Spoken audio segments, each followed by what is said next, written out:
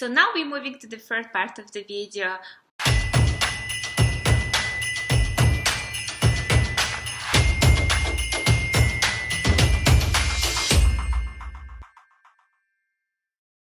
In this part of the video, I would like you to have your full attention, and I'm gonna share some tips which probably it might help you to prepare for the move mentally. I would like to invite you to look at the things such as the first one is culture research. We all know that Canada is a mix of nationalities, and I'm sure you're gonna find your community sooner or later. However, if you're moving to somewhere else, it's better to do a cultural research. What I mean by that is check who is living there, how they live, who are living there in the country, what is their traditions, which area, region, republic, province is for whom, which language they speak, how they live, are they following some sort of rules and regulations, which religion, majority of which nationality living somewhere. There's so many things to look at that, and I would suggest you to do a deep research. Check the videos about this community or the province or town or city or country you're going to. Check information in Google, ask people at least. There is so many information nowadays on the internet, so you can find anything, anywhere, whatever you want. So please do your research. Second thing, which is also important, is visit the place if it's possible. That was our initial plan, but now we need to work around that as well. Only if you have an opportunity, just go to the place first. Go there, check the environment, the country, how they live, where you can go, where you can rent, what you can do, can you open the bank account. There's many things to look at. If you have an opportunity, go there first, then come back, then go again. If you don't have this opportunity, then skip number 2. Number 3, visit the expat forums. Just remember one thing, you are not alone. You are not alone.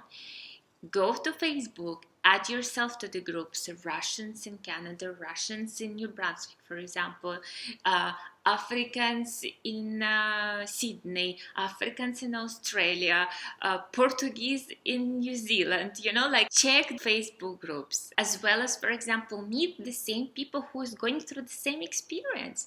Like, meet me. I'm going from this experience, and if you are at the same point of your life, you can meet me. You can meet other people who go from the same journey. Probably some of them in your country. You never know, in your city. So what you have to do, you have to just search. It's very important. You need to have a strong support system. If you're alone, if you don't have a spouse or a husband or a wife, I suggest you to speak with your friends. I hope your friends are supportive and they are with you in each and every step of your journey of immigration. Speak with your mom and dad. They will always support you in whatever decision you make in your life.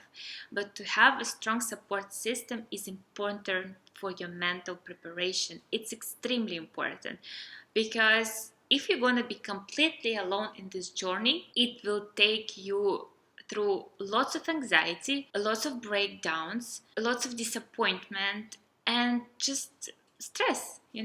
Simply as that is stress. So find the person. It can be one person. It shouldn't be like hundreds, but find one person who will be from you from the beginning to the end, who will support you in each and every step you're taking your journey. Then it will help you. If you have a husband or wife, of course, it's easy that you can support each other of your immigration way. Also, the point which is related to the support system is spend a good quality of time with your family and your friends. It's important as well. Spend the Christmases, New Year's, birthdays, just the weekends with your family and friends. Another important factor is setting up a bigger goal. Probably it will help in your case. Maybe you don't want to live in the country where you're immigrating to. Maybe you want to get a passport, for example. You will set up a bigger goal. I will spend that many years in this country. I will get this and that, for example, passport, and then I will go somewhere else. Or probably I need to spend there for such time just to earn money, go somewhere else. Or I need to go there to, I don't know, give a baby, to give a passport to the baby and go somewhere else. Or maybe it's your transit time. Maybe it's like the country where you will live forever. It doesn't matter. But what is important that you set up a bigger goal. Because now you are in your country, no matter where you are, India, Philippines, Russia, I don't know, Germany. I don't know why Germany came to my mind. I think people are happy there. Anyway, just if you're sitting and you're thinking, okay, I want to move to Australia, and what next? If you're this kind of person, then set up a bigger goal.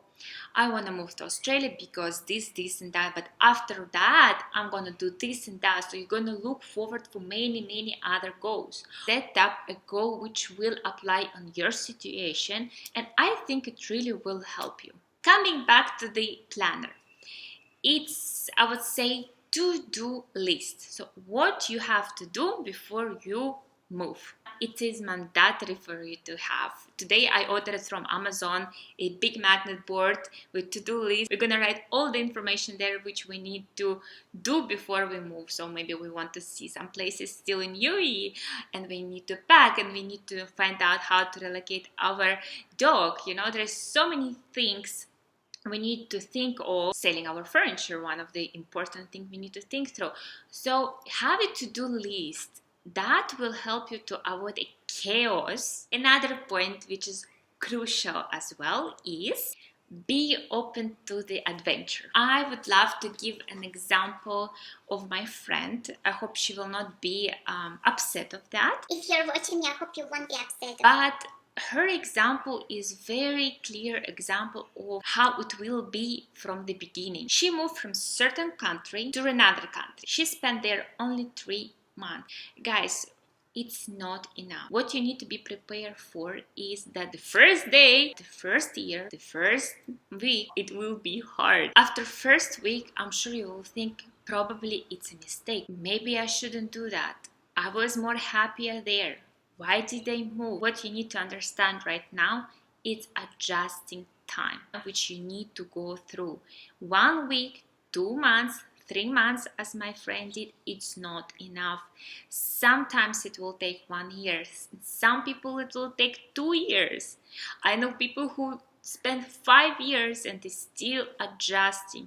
It depends on the person. It depends on circumstances around that person. It depends on so many factors that you cannot even put everything in this video, So what you have to give yourself time to adjust. That's how you will prepare mentally. Now you need to tell yourself that it will take time, Valerie, to adjust in new country. Please bear with me. That's it. And also, every time remind yourself you moved for the reason. There is always a reason behind. And every time you feel anxiety and you think that it's a mistake, on the back of your mind, just keep this thought that you moved for a reason. And I hope that will help you to go through each day. Well, if I missed something, you're welcome to leave your comments below. What else you're gonna miss in UAE? To sum up my video, I would like to say it's important to remember that relocating abroad is an emotional and organizational deal. To do things physically is one thing, but to take care about your emotional well-being and your mental approach will definitely help you to achieve a smooth transition and onward adaptation to success abroad. Take care about your well-being. Merry Christmas and Happy New Year. It was Val with you. Goodbye.